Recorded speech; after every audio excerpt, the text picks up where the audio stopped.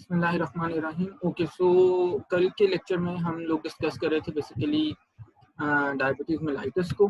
काफ़ी सारी चीज़ें हमने डिटेल से डिस्कस की थी, स्पेसिफिकली एंडोक्रिनोलॉजी के पॉइंट ऑफ व्यू से। तो आज वहीं से हमने फर्दर इसको कंटिन्यू करना है। ठीक है जी। So okay, classification of diabetes mellitus. अब आपको पता है, जाहिर है कि कल हमने डिस्कस भी किया था कि टाइप 1 और टाइप 2 जो मेजर टाइप्स हैं इसकी डायबिटीज़ मेलाइटिस की, वो दो मेजर टाइप्स टाइप 1 और 2 हैं। सो क्या मेजर डिफरेंसेस हैं इन दोनों टाइप्स के अंदर? सो वो बड़ा अच्छे से और बड़ा इजी करके टेबल 3.4 के अंदर सम अप किया हुआ है। If you look at table 3.4 on page number 152, तो बड़ा अच्छे से जस्ट आप वो टेबल देखते हो तो आपको बड़ा अच्छा अंदाजा हो जाता है कि क्या डिफरेंसेस हैं दोनों में। अच्छा, टाइप 1 की अगर हम बात करें तो टाइप 1 में सडन ऑनसेट होता है विद शॉर्ट हिस्ट्री, यानी कि एक्यूट इन नेचर होता है। टाइप 1 जो डायबिटीज है, आपके ऐसा नहीं होता कि बहुत अरसे से आपके ब्लड शुगर लेवल्स में फ्लक्चुएशन चल रही होती है। ठीक है। ऑन द अदर हैंड जो टाइप 2 है उसकी हिस्ट्री जनरली ज्यादा होती है, लंबी होती है, ग्रेजुअल ऑनसेट होता है उसका, यानी टाइम के साथ साथ। यानी हमारे पास इन अदर वर्ड्स हम ये भी कह सकते हैं कि टाइप 2 को जब होना होता है तो हमें उसके कोई ना कोई साइन सिम्टम्स पता चल रहे होते हैं। टाइप 1 सडनली भी हो सकता है। ठीक है। फिर सेकेंड डिफरेंस ये है कि जनरली स्पीकिंग टाइप 1 के जो पेशेंट्स हैं वो 25 ईयर्स से उनकी एज कम होती है, और जो टाइप 2 के पेशेंट्स हैं वो ज्यादातर केसेस में ओल्ड एज के होते हैं। ठीक है। लेकिन ये बात जहन में रखनी है कि ये जनरली का टर्म हमने यूज किया, ये बिल्कुल कोई ऐसा हार्ड एंड फास्ट नहीं है कि 25 से नीचे टाइप 1 ही होगी और ओल्ड एज में जाके टाइप 2 ही होगी। आजकल रिसेंट, बल्कि कहना चाहिए पिछले 10 साल के अंदर ये ट्रेंड बहुत ज्यादा बेटे चेंज हुआ है, और हमारे पास बिल्कुल ऑपोजिट वे में भी केसेस आ रहे हैं। यानी कहने का मतलब ये है कि टाइप 2 एज अर्ली एज 10 और 11 ईयर्स ओल्ड के अंदर भी डायग्नोज हो रही है, और टाइप 1 40 ईयर्स प्लस में जाके भी डायग्नोज हो रही है। ठीक है। तो दोनों तरह से होता है। जनरली ये ट्रेंड है कि टाइप 1 नॉर्मली यंगर एज में होती है और टाइप 2 नॉर्मली ओल्ड एज में। अच्छा जी, टाइप 1 की अगर हम सिम्टम्स की बात करें तो सिम्टम्स बहुत ज़्यादा सीवियर होते हैं, और कुछ पेशेंट्स को डायबिटिक कीटोएसिडोसिस होता है। मैंने कल एक्सप्लेन कर दिया था डायबिटिक कीटोएसिडोसिस क्या होता है। जब हमारी बॉडी में बहुत ज़्यादा कीटोन प्रोड्यूस होते हैं, कीटोन बॉडीज प्रोड्यूस होती हैं, हमारा ब्लड जो है वो एसिडिक होना शुरू हो जाता है, and it's a very very dangerous situation which requires immediate attention. ये या तो फैट्स के बहुत ज़्यादा ब्रेकडाउन की वजह से होता है, जैसे कीटो डाइट में लोग अगर बहुत लॉन्ग टर्म इसको करें, या फिर डायबिटीज़ की कंडीशन में होता है। ऑन द अदर हैंड जो टाइप 2 के सिम्टम्स हैं, समटाइम्स ये होता है कि पेशेंट्स रहते ही एसिम्प्टोमेटिक हैं। एसिम्प्टोमेटिक का मतलब है कि उनको डिजीज होती है या होने वाली होती है, लेकिन उनको कोई उसके सिम्टम्स फील नहीं होते। और समटाइम्स ये होता है कि पेशेंट्स को सीवियर डिहाइड्रेशन हो रहा होता है, और हाइपरग्लाइसीमिया, ज़ाहिर है इंक्रीज्ड ब्लड ग्लूकोज लेवल्स वो उनके होते हैं। ब्रैकेट में एक और टर्म लिखी हुई है, हाइपर ऑस्मोलर हाइपरग्लाइसेमिक स्टेट। अच्छा, इसको बेटे कहते हैं HHNS। इसका जो पूरा नाम है hyper osmolar hyperglycaemic non ketotic syndrome. मैं रिपीट कर देता हूँ, HHNS, hyper osmolar hyperglycaemic non ketotic syndrome. ठीक है। यानी सिंपल सा मतलब ये है कि इस कंडीशन के अंदर हमारे जो ब्लड ग्लूकोज कंसंट्रेशन है, ब्लड ग्लूकोज लेवल्स हैं, वो बहुत ज्यादा एबनॉर्मली हाई होते हैं। ठीक है। लेकिन ketone bodies as such produce इसमें अभी नहीं होती। ठीक है। तो ये कंडीशन वैसे टाइप 1 में भी हो सकती है, लेकिन ज्यादातर ये जो कंडीशन है इफेक्ट करती है टाइप 2 के पेशेंट्स।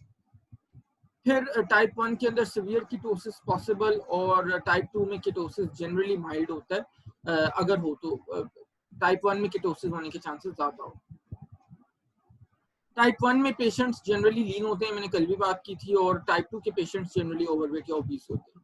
टाइप 1 में रीसेंट वेट लॉस होता है, ज़ाहिर है लीन ही तभी होते हैं, और टाइप 2 में वेट लॉस हार्डली होता है, बल्कि वेट गेन होता है जनरली। टाइप 1 में सी पेप्टाइड यूजुअली लो होता है, और जनाब टाइप 2 के अंदर सी पेप्टाइड के जो लेवल्स हैं वो इंक्रीज आते हैं। सी पेप्टाइड क्या होता है? सी पेप्टाइड एक सब्सटेंस होता है बेटे जो पैंक्रियास के अंदर बनता है इंसुलिन के साथ साथ। ठीक है। तो क्योंकि जाहिर है हमारे पैंक्रियास डिसफंक्शन कर रहे होते हैं डायबिटीज में, तो सी पेप्टाइड का हम लेबोरेटरी टेस्ट करवा लेते हैं, उससे हमें अंदाजा हो जाता है कि अच्छा अगर सी पेप्टाइड कम आ रहा है तो टाइप 1 का पेशेंट है, सी पेप्टाइड ज्यादा आ रहा है तो टाइप 2 का पेशेंट है। And lastly auto antibodies type 2 में जनरली नहीं होती। याद है कल हमने 2 केसेस भी डिस्कस किए थे, तो टाइप 1 का जो पेशेंट था उसका वो जो टॉम था उसका ऑटो एंटीबॉडीज का प्रॉब्लम था, वो फिर इवेंचुअली टाइप 1 ही डायग्नोज हुआ था। और टाइप 2 की जो खातून थी, पता नहीं मिसेस ग्रेव्स या जो भी नाम था केस में, वो उनको ऑटो एंटीबॉडीज का प्रॉब्लम नहीं था। ठीक है, तो ये मेजर डिफरेंसेस हैं, आपको बहुत ही इंपॉर्टेंट है, आपको पता होना चाहिए। इन्वेस्टिगेशंस की बात करते हैं थोड़ी सी। वंस ये है कि आपके increase blood glucose levels establish हो जाते हैं, पता चल जाता है कि पेशेंट को डायबिटीज है, तो फिर जो नेक्स्ट मेजर कंसर्न होता है वो ये होता है कि डायबिटीज की कॉज पता की जाए। ठीक है, और जितनी भी एंडोक्राइन कंडीशंस हैं बॉडी के अंदर जो भी डेवलप होती हैं, वो हिस्ट्री और एग्जामिनेशन से क्लियर हो सकती हैं। एग्जामिनेशन मतलब उस बॉडी पार्ट को एग्जामिन करने से, हिस्ट्री मींस हिस्ट्री लेनी है आपने। इसके अलावा यूरिन और ब्लड टेस्ट होते हैं, ज़ाहिर डिपेंडिंग ऑन कि किस किस्म की कंडीशन होती है उसके अंदर आपका यूरिन, जैसे कल हमने यूरिन एनालिसिस की बात की थी, तो वहां से हमें क्या पता चल जाता है, ग्लाइकोसूरिया का पता चल जाता है कि यूरिन में एक ग्लूकोज आ रहा है, या फिर जनाब इसी तरह से हमें कीटोन्स का भी पता चल सकता है कि वो रिलीज हो रहे हैं बॉडी से। इसी तरह ब्लड टेस्ट से ज़ाहिर हमें ब्लड शुगर्स का पता चल जाएगा। ठीक है, तो ये हमारी इन्वेस्टिगेशन होती है एंडोक्राइन डिसऑर्डर्स में।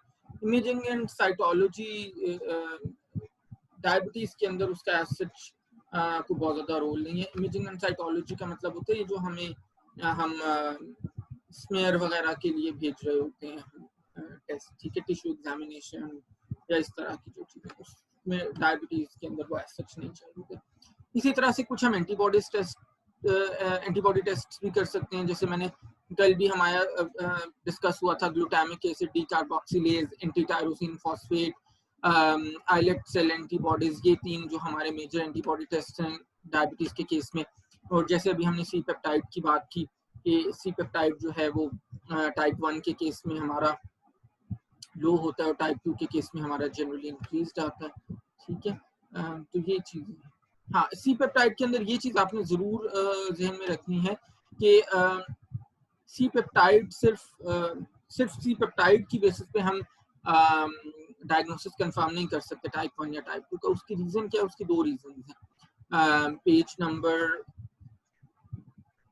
153 पे मैं डिस्कस कर रहा हूँ। पहली उसकी रीजन ये है कि many patients with type 1 diabetes still have some endogenous insulin production and therefore C-peptide at diagnosis. This means that a detectable amount of C-peptide does not exclude type 1 diabetes.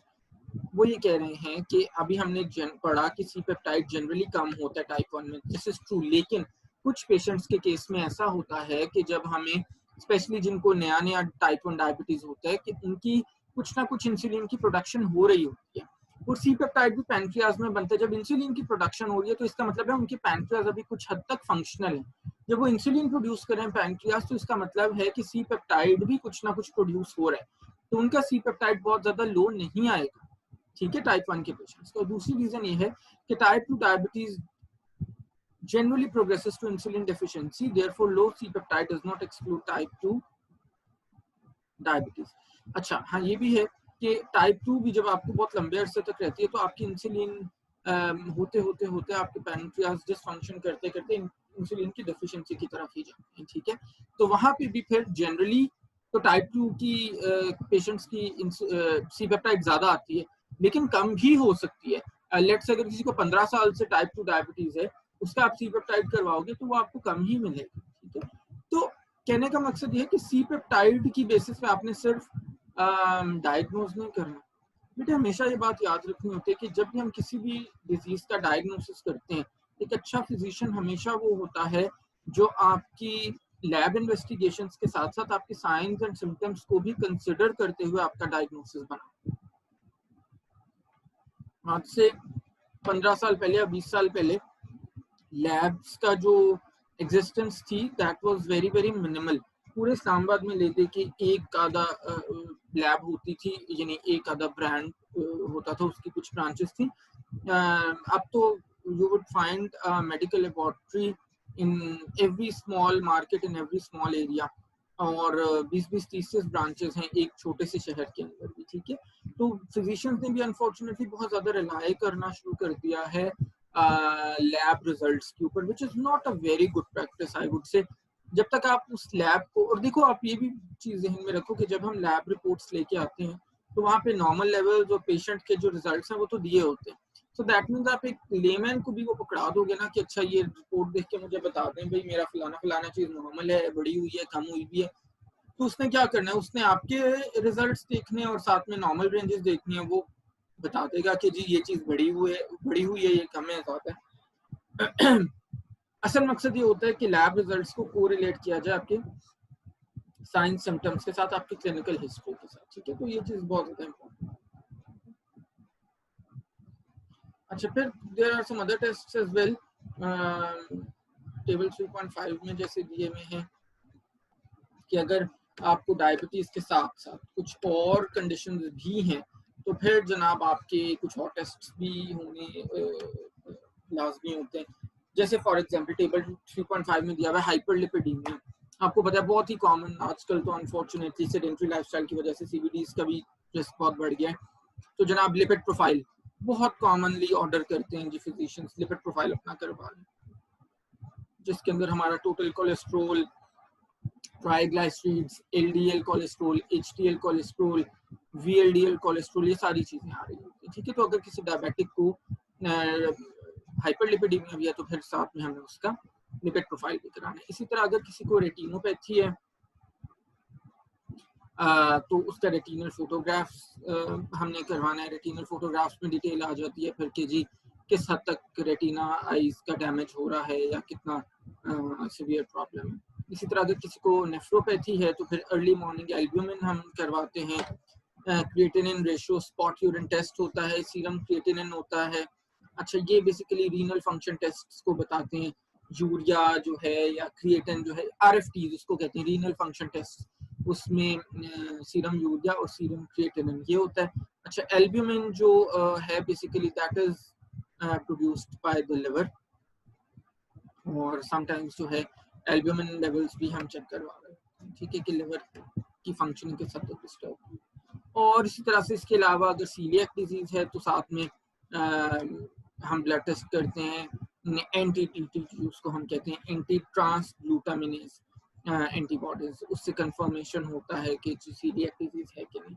और thyroid के लिए फिर हम TSH, thyroid stimulating hormone में हम वो करवाते हैं। फिर फर्दर उसकी T3 और T4 उसी के अंदर फर्दर कंफर्मेशन के लिए थायराइड डिजीज के लिए, ठीक है। तो ये सारे वो टेस्ट हैं जो हम अगर कोई एसोसिएटेड कंडीशंस हों डायबिटीज के साथ, अगर डायबिटीज है सिर्फ और नहीं है कोई हाइपरलिपिडीमिया नहीं है, नेफ्रोपैथी, रेटिनोपैथी नहीं है, फिर इन टेस्ट की जरूरत नहीं है। लेकिन अगर इनमें से कोई एक या और इससे ज्यादा कंडीशन है तो फिर ये वाले टेस्ट भी कराएं। मैनेजमेंट कैसे करते हैं जी डायबिटीज की?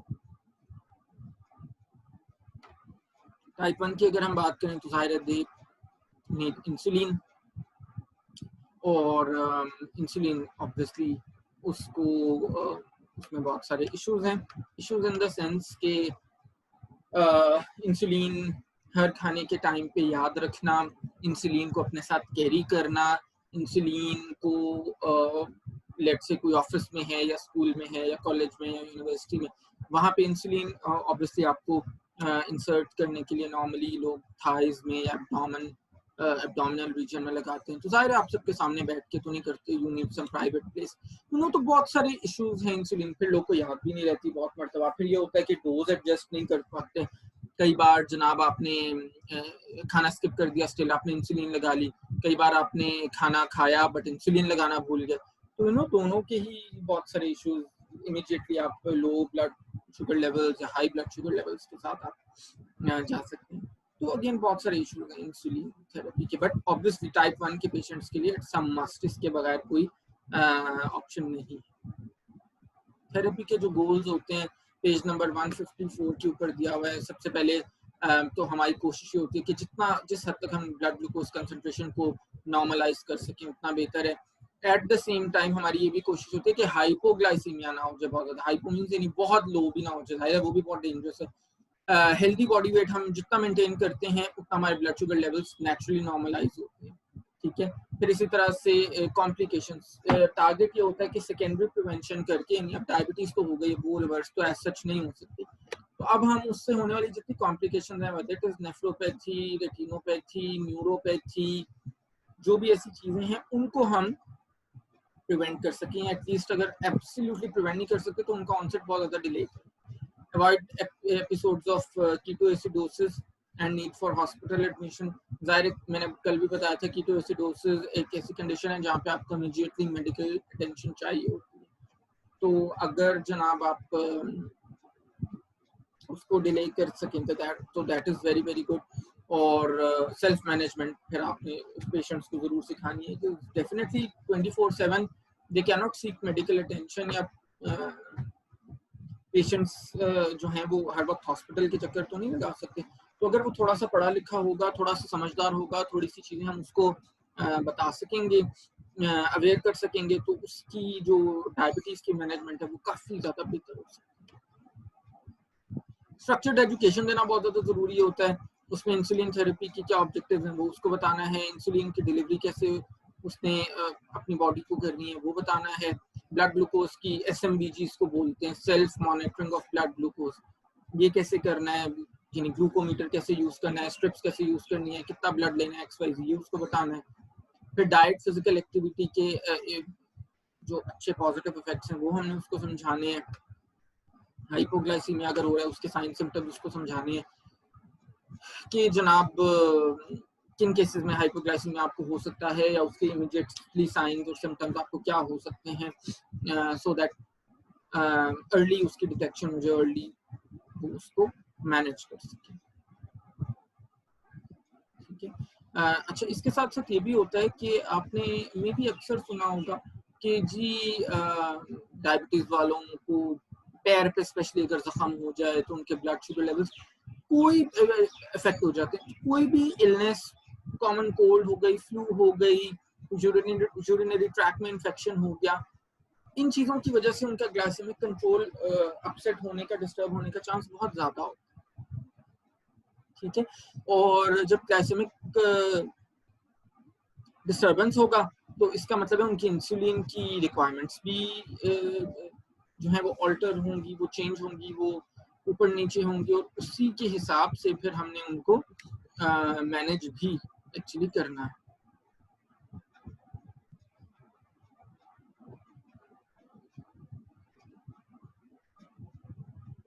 एक सेकेंड।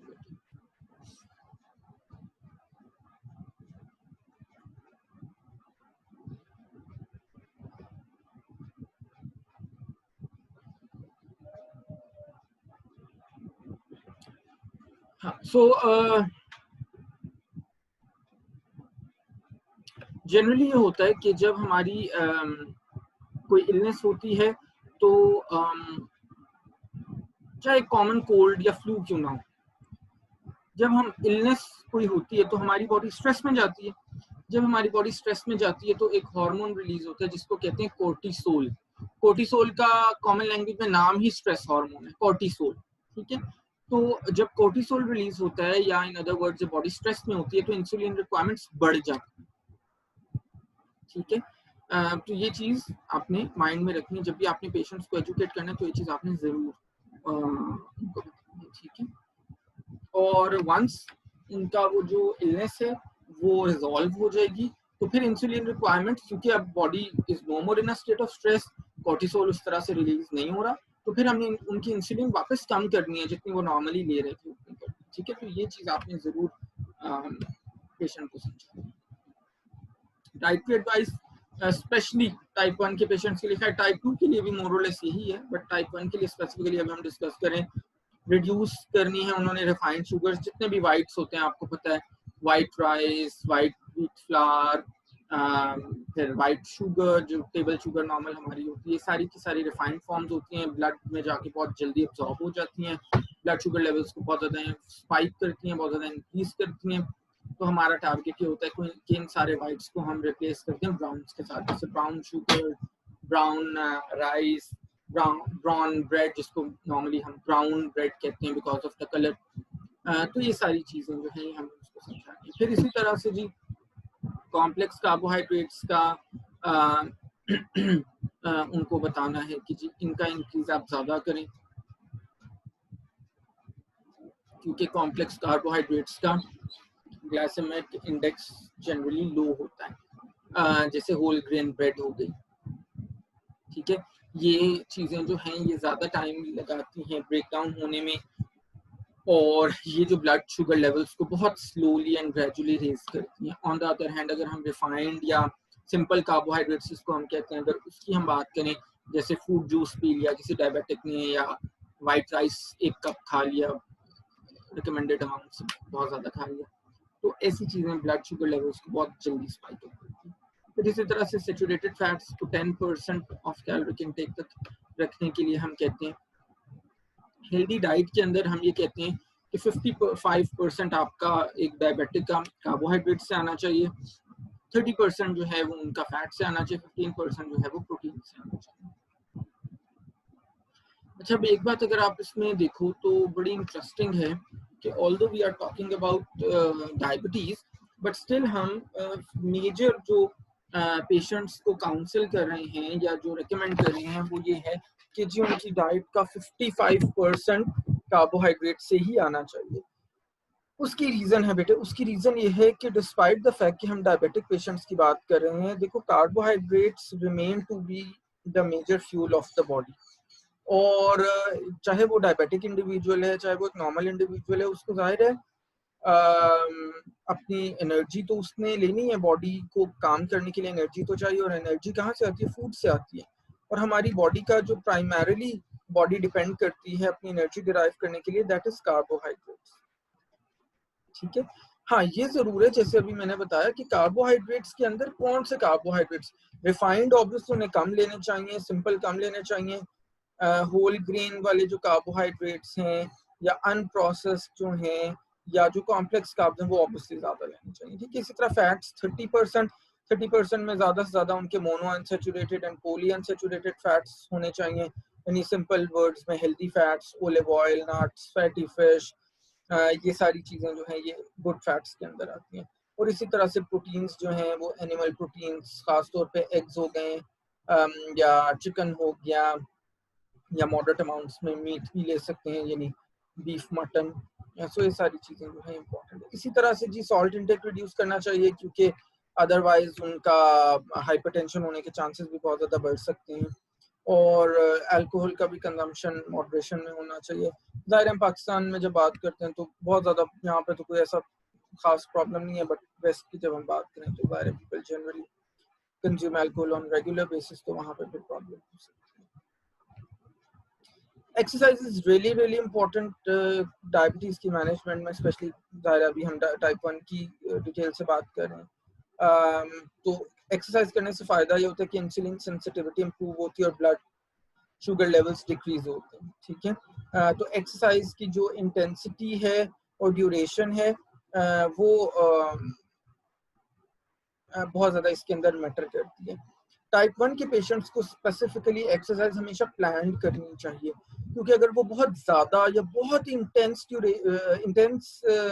किस्म की भी एक्सरसाइज करेंगे तो भी उनके लिए अच्छा नहीं है, क्योंकि वहाँ से पे भी फिर वो बहुत ज़्यादा हाइपोग्लाइसेमिक स्टेट के अंदर जा सकते हैं, ठीक है। तो टाइप जो है और ड्यूरेशन जो है एक्सरसाइज की, ये दोनों बहुत ज़्यादा इंपॉर्टेंट है, और इनके अंदर बहुत ज़्यादा कॉशियस होना चाहिए, स्पेशली टाइप 1 के पेशेंट्स, ठीक है। तो हाइपोग्लाइसीमिया अवॉइड करने के लिए वो एक तो एक्सरसाइज करने के बाद एडिशनल कार्बोहाइड्रेट्स ले सकते हैं। अगर एक्सरसाइज बहुत लंबी ड्यूरेशन का है तो फिर ड्यूरिंग एक्सरसाइज भी वो कुछ कार्बोहाइड्रेट्स ले सकते हैं। ये बेटे अगेन अब डिपेंड करेगा, इसमें कोई एक जनरल यूनिवर्सल रूल नहीं है कि कितना लेना है, ये डिपेंड करता है कितनी देर की वो एक्सरसाइज कर रहा है और किस इंटेंसिटी की कर रहा है, ठीक है। इसी तरह से एक्सरसाइज करने से पहले इंसुलिन की डोज कम कर दें, वरना अगर इंसुलिन भी ज्यादा होगा तो भी हाइपोग्लाइसीमिक जल्दी होने के चांसेस हैं। और इसी तरह से एक्सरसाइज के फौरन बाद अपने ब्लड ग्लूकोज लेवल्स को जरूर मॉनिटर करें, ठीक है। कैपिलरी ब्लड ग्लूकोज मॉनिटरिंग, ये मैंने आपको बता दी है कि ग्लूकोमीटर के थ्रू नीचे एक इमेज भी बना हुआ है। ग्लूकोमीटर आपको पता है घरों में भी बहुत कॉमनली यूज होता है, इसमें कोई नई चीज नहीं है कि आपके पास टेस्ट स्ट्रिप होती है, उससे आप प्रिक करते हो अपनी स्किन को और ब्लड का एक ड्रॉप लेते हो, उसको ग्लूकोमीटर के अंदर चेक करते हो कि जी क्या लेवल्स हैं। 1-2 सेकंड्स के अंदर आपकी वो रीडिंग आ जाती है। जो अच्छे मॉडर्न ग्लूकोमीटर्स आ रहे हैं उनमें आजकल स्टोरेज कैपेसिटी भी है, सो दैट आप अपने, ज़ाहिर है हर वक्त आपको याद नहीं रहता या आप कॉपी पे नोट डाउन करना भी मुश्किल होता है। समटाइम्स आप ट्रैवल कर रहे हो तो समटाइम्स आप घर से बाहर होते हो, ऑफिस होते हो, तो वहाँ पे आपका सेव भी होता रहता है महीने का, 2 महीने का, 6 महीने का, कि जी सुबह के वक्त कितना था लेवल, शाम में कितना था, रात में कितना था, कुछ समथिंग। और इसी तरह से जनाब इंसुलिन थेरेपी टाइप 1 के अंदर बहुत ज़्यादा ज़रूरी होती है। डिफरेंट टाइप्स की इंसुलिन होती है। सबसे पहले हमारे पास होती है रैपिड एक्टिंग इंसुलिन, जो ज़ाहिर नाम से पता है कि इसका effect foreign with in a few minutes आता है। और अगर ब्लड ग्लूकोज हमारा बहुत ज़्यादा बढ़ जाए, ख़ासतौर पे खाने के वक्त या 5-6 घंटे बाद भी हम चेक करें, तो फिर हम रैपिड एक्टिंग इंसुलिन यूज़ कर सकते हैं, जिससे बहुत इमीडिएटली हमें इफेक्ट आता है। फिर आइसोफेन इंसुलिन हैं जिनको हम इंटरमीडिएट एक्टिंग इंसुलिन भी कहते हैं, जो नॉर्मली हमें 2 घंटे के अंदर जिनका इफेक्ट आता है और उनकी जो ड्यूरेशन होती है वो 14 to 20 आवर्स तक होती है। ये नॉर्मली दिन में एक बार हम इसको हम यूज करते हैं। लॉन्ग एक्टिंग जो इंसुलिन है उनका ऑनसेट ज़ाहिर स्लो होता है, जैसे नाम से पता चले लॉन्ग एक्टिंग यानी देर में इनका हमें इफेक्ट मिलेगा। यूजुअली 18 आवर्स से ज़्यादा इनका ड्यूरेशन होता है। और हमारा जो हाइपोग्लाइसीमिया है उसके लिए दिस इज गुड। तो इंसुलिन को हम डिफरेंट एनिमल से भी एक्सट्रैक्ट कर सकते हैं, काउस से कर सकते हैं, पिग से कर सकते हैं, ह्यूमन एनालॉग्स भी अब तो अवेलेबल हैं, वो भी हम यूज करते हैं। ठीक है, इंसुलिन कितनी यूनिट्स लगानी है और दिन में कितनी बार लगानी है और कौन सी वाली लगानी है, ये बेटे ये डेफिनेटली डिपेंड करता है पेशेंट के बहुत सारे फैक्टर्स के ऊपर। उसके लेवल्स किस तरह से हैं, उसका ग्लाइसेमिक कंट्रोल उसका कैसा है, उसका जो वेट रिडक्शन या वेट गेन है वो यानी किस तरह से जा रहा है, उसका कार्बोहाइड्रेट का इनटेक कैसा है, एक्सरसाइज की ड्यूरेशन या फ्रीक्वेंसी कितनी है। सो इन सारे फैक्टर्स पे डिपेंड करता है। ठीक है, तो 2-3 तरह से होती है इसकी जो इंसुलिन इंजेक्ट करने की रूटीन है। या तो मिक्स्ड इंसुलिन लोग लगाते हैं, रैपिड एक्टिंग और इंटरमीडिएट एक्टिंग उसके अंदर प्री मिक्स होता है मार्केट से, यानी वो 70-30 उसको कहते हैं, वो उसके अंदर आता है रैपिड एक्टिंग और इंटरमीडिएट एक्टिंग। या फिर बेसल बोलस की तरह भी हम लगा सकते हैं। बेसल बोलस होता है बेटे, बेसल का मतलब होता है कि वो बैकग्राउंड इंसुलिन होती है, यानी पूरे दिन आपको वो कवर देती है लॉन्ग एक्टिंग। और बोलस बोलस कहते हैं खाने को, तो बोलस इंसुलिन जो होती है वो यानी खाने, जितनी आपने कार्बोहाइड्रेट्स खाने में कंज्यूम किया उस हिसाब से आपने उतनी इंसुलिन आपने इंजेक्ट कर ली। ठीक है, तो ज्यादातर लोग ये बेसल बोलस वाली रूटीन के ऊपर चलते हैं। तो यानी लॉन्ग एक्टिंग आपने दिन में एक बार लगा ली और फिर शॉर्ट एक्टिंग जो है वो आपने सुबह लेट से नाश्ते के टाइम, दोपहर खाने के टाइम, रात खाने के टाइम, जब भी आपने कार्बोहाइड्रेट्स का इंटेक किया उस हिसाब से। अब ये भी इंसुलिन टू कार्बोहाइड्रेट रेशो पे डिपेंड करता है, वो भी बेटे हर पेशेंट की डिफरेंट होती है depending on body weight and a couple of other factors. कि जैसे अगर मेरी लेट से इंसुलिन टू कार्बोहाइड्रेट रेशो 1:10 है, तो इसका मतलब क्या है, इसका मतलब ये है ICR insulin to carbohydrate ratio, कि अगर मैं एक इंसुलिन लगाऊंगा तो वो मेरे 10 ग्राम्स ऑफ कार्बोहाइड्रेट्स को कवर करेगी। मैं रिपीट कर देता हूँ, अगर मैं एक इंसुलिन का यूनिट लगाऊंगा और अगर मेरी ICR 1:10 है तो वो मेरे 10 ग्राम्स ऑफ कार्बोहाइड्रेट्स को कवर करेगी। तो दैट मीन्स कि अगर लेट्स से मैंने नाश्ते में 30 ग्राम्स कार्बोहाइड्रेट्स खाए, ठीक है, एक चपाती लिए 30 ग्राम की, जो चपाती क्या है कार्बोहाइड्रेट्स है, तो इसका मतलब है मेरी इंसुलिन टू कार्बोहाइड्रेट रेशो कितनी है 1:10, तो इसका मतलब है कि 30 ग्राम कार्बोहाइड्रेट्स खाए हैं मैंने, तो मुझे फिर इंसुलिन कितनी लगानी है? 3 यूनिट्स। 1 यूनिट 10 ग्राम को कवर कर रहा है ना, तो मैंने 30 ग्राम खाए, तो फिर इसका मतलब मुझे 3 यूनिट्स चाहिए। ठीक है, तो इसके अंदर हमारी फ्लेक्सिबिलिटी ज़्यादा होती है। ज़्यादातर लोग, जैसे मैंने बताया, कि वो हमारे बेसल बोलस के ऊपर चल रहे होते हैं।